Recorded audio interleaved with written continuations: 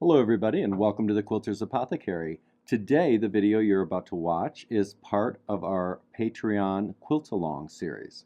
With that Quilt Along series what we do is we actually film and you are quilting along with me every step of me quilting a custom quilt. So I hope you enjoy this, and if you want to see more, what we do is we release about one out of every 12 here on YouTube.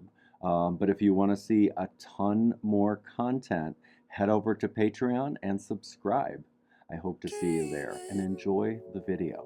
I think almost everything that I was going to do. The thing that I did change is because it's not going to be too visible simply because we're using that matching thread. As I was originally going to do was go into the flying geese necks, but very quickly what I'm going to do is switch gears first.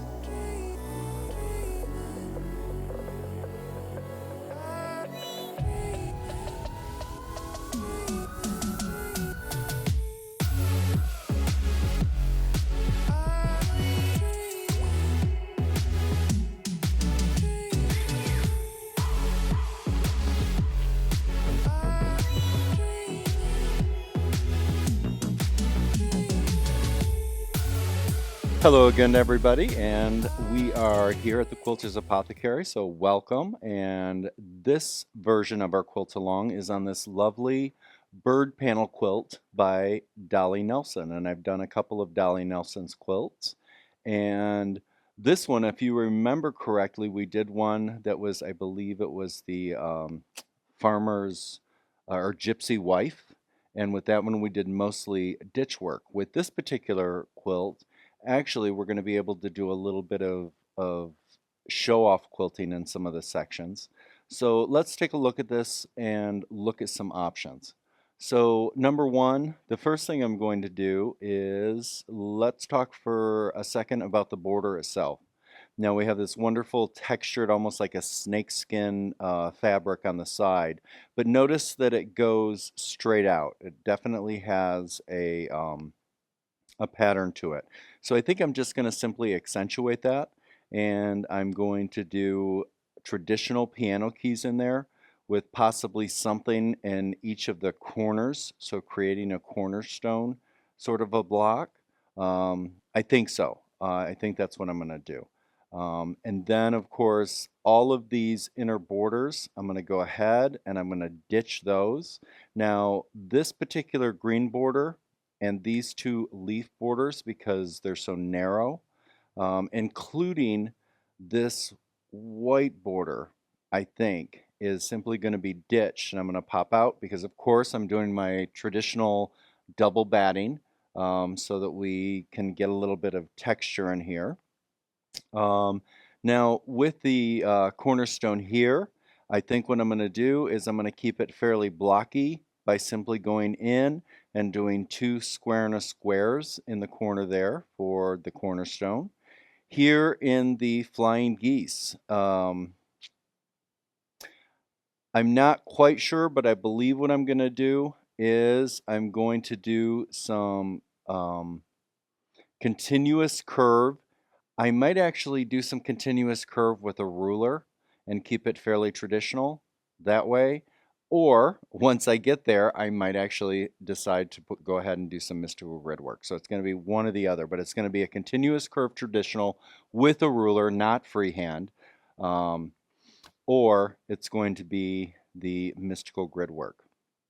Up here, so let's take a little travel here. Let's start with this upper border with the leaves that are going around the whole quilt. I know that I'm going to ditch here, and I think what I might actually do is do some sort of rectangle blocks, divide that evenly, working from the edge into the middle, having the oddball be in the middle. So in other words, this will be ditched, and then I'll just kind of create some rectangle shapes in there just to kind of keep that stable because of the width itself. I don't want to take away from the actual feathers, but I do want to definitely highlight them and put a little bit of extra quilting in there. With the birds here, I think what I've decided to do is that is one of the places, one of the only places in the quilt that I think I'm going to put some angle quilting. And I think I'm going to start from the center since this particular panel is mirrored on the bottom with the same exact thing. I think I'm going to go ahead and I'm going to do 45-degree chevron starting from the corner in. And I think the width I'm going to do is the same as the piano keys, so I'll probably match it to this green border, which looks to be about an inch to an inch and a half. And I'll measure that to find out exactly how that is. Um, Although I might actually go ahead and do this, which looks to be about an inch, then this one an inch and a half. So keep the outer piano keys at an inch, and then the 45-degree I might do at the inch and a half for the 45-degree chevron from the corner in. As we work our way in, when we look at the panel itself, now what she has here is she's created a flange here on the inner edge. So obviously I'm going to ditch on the outside of that flange, and then I'm going to pin that up, and I'm going to go ahead and ditch on the inside of that flange so that this flange does pop out and do what she intended it to do, which is stick out and be an accent for the actual center of the piece. Now as I go in here, I'm going to again do ditch work and ditch around each of these blocks. And then I think what I'm probably going to do is go about a quarter of an inch outside and frame each one of these a quarter of an inch out just to kind of add a little bit of an accent there. Now once I do that, I may decide to go in here then and put filler on the inside outside of that quarter inch, just to kind of give it a little bit more texture. And these particular blocks right here with the birds in them and the feathers and the acorns and leaves, I'm going to treat just as I would a photo, and I might go ahead and go in with a matching thread and or a complementary color thread and go in and do another square on the inside just to kind of highlight them, almost like a fancy mat would be around a picture or an art piece. So I'm going to do that in all of these. At least that's my plan thus far. So again, that's how we're going to go with this one. So let's get it loaded and let's head over to the machine and see how this quilts out. So now we have loaded the quilt, and of course I have the double bat. I am using the 80/20 as well as the poly down, and I have basted the inner edge all around within my throat space. And I've done that, of course, at 4 stitches per inch. And my next step is going to be ditching between the body and border. And I want to ditch between the body and border, excuse me, before I actually go in and mark my piano keys. Because if I go ahead and mark my piano keys and then I end up ditching and there's any shift in the fabric or stretch in the fabric as I'm ditching, then what will happen is all the marks that I've made will go a little cattywampus. So I want to make sure to mark after I've ditched between the body and the border. And I'm going to ditch at 12 stitches per inch. I am going to use a matching gold because the border is a gold here. I'm going to use the same thread that I used for the piano keys, which is a nice kind of a green gold, and I'm going to use that rather than invisible here because I can. It'll match the fabric and it'll work just fine. If it were changing a lot of colors, then I would go ahead and use invisible. But at this point, I can go ahead and use the gold colored thread. I have locked my stitches, and now I'm going to go ahead and use my square ditcher, and I'm going to ditch. And again, I've got it on regular stitch regulator precision. I've got 12 stitches per inch.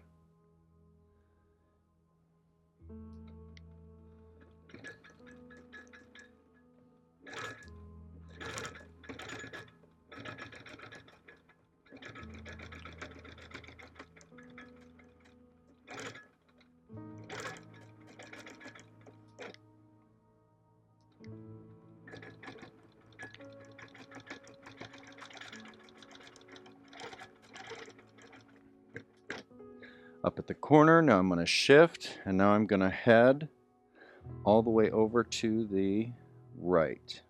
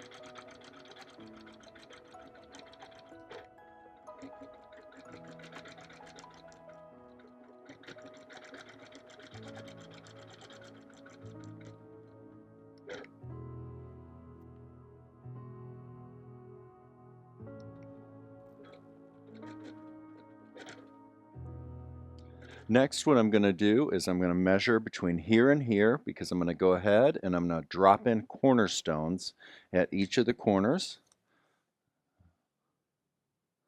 I'm going to measure. We've got 50 inches exact. I'm going to locate the center, so of course 25 inches. I'm going to put a little registration right there at 25 inches. Jamie, can you point out the 2 points you measured from, please? So where I measured from is the inside corner of the body of the quilt all the way over to the inside corner of the body of this quilt. That way we're actually taking the body of the quilt into account rather than the length of the border. And I do that because I'm going to be dropping in cornerstones, so it's going to be exactly to that point rather than utilizing the corner or the whole length of the quilt. Thank you. Okay, so now the next thing I'm going to do is locate that center, line that up. That is my first line I want to mark. So I've got that lined up, and I am actually lining this up right here to get a straight line right across the seam of the body of the quilt, right here. And I'm simply using my square ruler for convenience. And I'm going to line that up, and I'm going to mark that. I'm using my Bowen white chalk, which I love. Extend it out just a little bit. So now I have a registration line there for the center. And now what I'm going to do is decide how wide do I want my piano keys, because we've placed this in the center. And what I'm going to do is I'm going to work my way from the corner. If we go down here, Rich, and get a long shot from here, I'm going to work my way from this cornerstone all the way in, and I need to decide how wide I want my piano keys. And then I'm going to do the same thing from the other corner, work my way in, and so the oddball is going to be in the middle, and of course that gives a planned design rather than going all the way down with the measurement and having the oddball be at the end with the piano key. So to decide what size piano key I want, I have some inner borders here that are pretty narrow. This guy is about 3/4 of an inch, and when I measure this inner border, it's about 1.25 inches. So I'm going to err right in between the two-ish, and I'm going to go right for 1 inch wide piano keys. One of the reasons that I don't want to do 1.5 and 2-inch piano keys on this border is because we've got some width here. We've got approximately a 6-inch border here. So if I go with a 2-inch border, you might get a little bit of distortion. I'm sorry, a 2-inch piano key. You might get a little bit of wrinkling and distortion, but if I go with an inch piano key, it's going to be nice and narrow. It's going to hold that, especially with the double bat, and I'm not going to get that distortion. So I'm going to go here to the corner, and I am going to go ahead and mark my cornerstone first. Line that up. And when I'm doing that, I am lining up here, and then I'm using a straight line here, so I get a nice square cornerstone.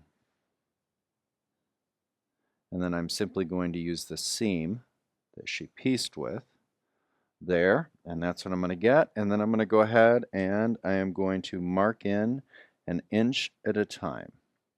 And I'm going to use my square ruler here. Line that up. I'm going to use that line there that I've just made, and I'm going to make sure to be true to my seam and mark in 1 inch. Slide the ruler, line it up, mark in 1 inch.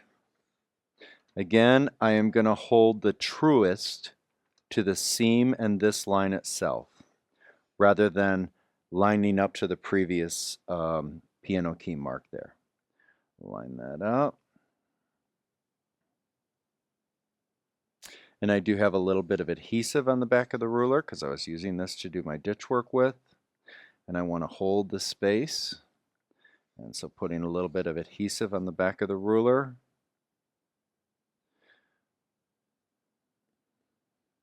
And you can always refer to the ruler adhesive tutorial.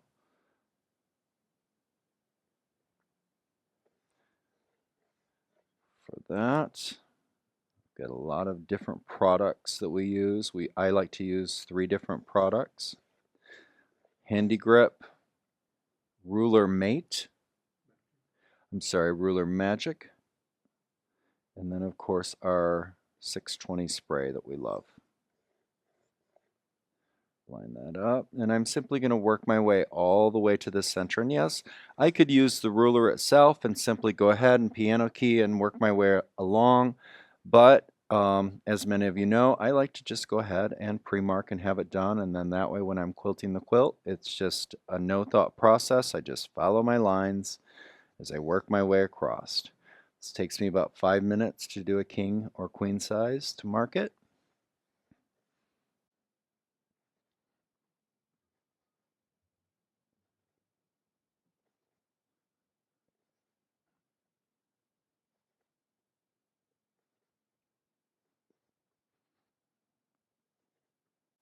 Okay, so now I'm coming into my middle. I am going to put my inch here, and I notice that if I slide it and put another inch there, then what will happen is I'll have approximately a 1/2 of an inch narrow right here, and I would prefer to have that 1/2 of an inch, which would be, let me see, 1/2 of an inch on this side, and then when I come in from the other side, there'll be almost another 1/2 of an inch, so it's probably going to end up being a 3/4 inch piano key right here in the middle, and that's what I'm going to go with rather than having 2 wides. Now the other thing that I could do is, and I actually might do that, is I might go ahead and do that, the center, and the outer, so I almost have a double pinstripe in the middle, which would kind of stylize that piano key. So I might actually go with that. Okay, so now I'm going to head down to the other end, and I'm going to work my way from the other end over. Exactly the same way. Line that up. I've already marked my cornerstone. I'm going to go in 1 inch.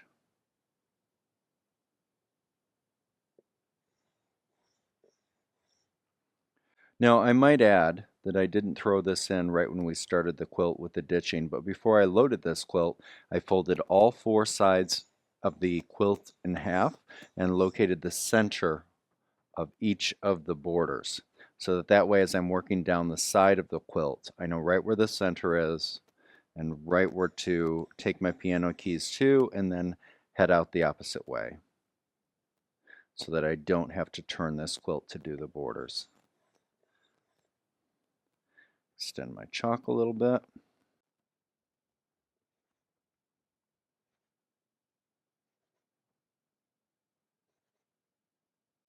Now she did a really nice job when she lined up this particular batik because of the design itself. Kind of has that snake skin, but it's in straight lines, and she kind of kept it pretty straight, so I was fortunate. Sometimes when piecers will piece stuff with this type of a print on it, they'll slant it a bit, and then you end up with a competing design. And then, frankly, at that point, it might not be the appropriate design to choose for the outer border. And then you can't do piano keys nor 45-degree chevron, and so you're kind of stuck trying to figure something else out.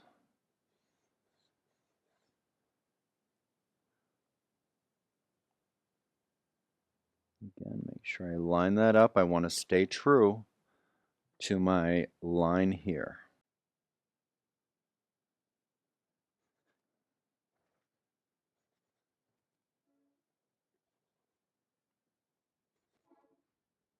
We have our afternoon train coming by from Chicago. How many times a day, Rich? About 24 times a day. So every half hour? Yeah. Not all night, but I think it ends so they're changing this to make it an hour into Chicago, which is cool when things get back to normal after COVID.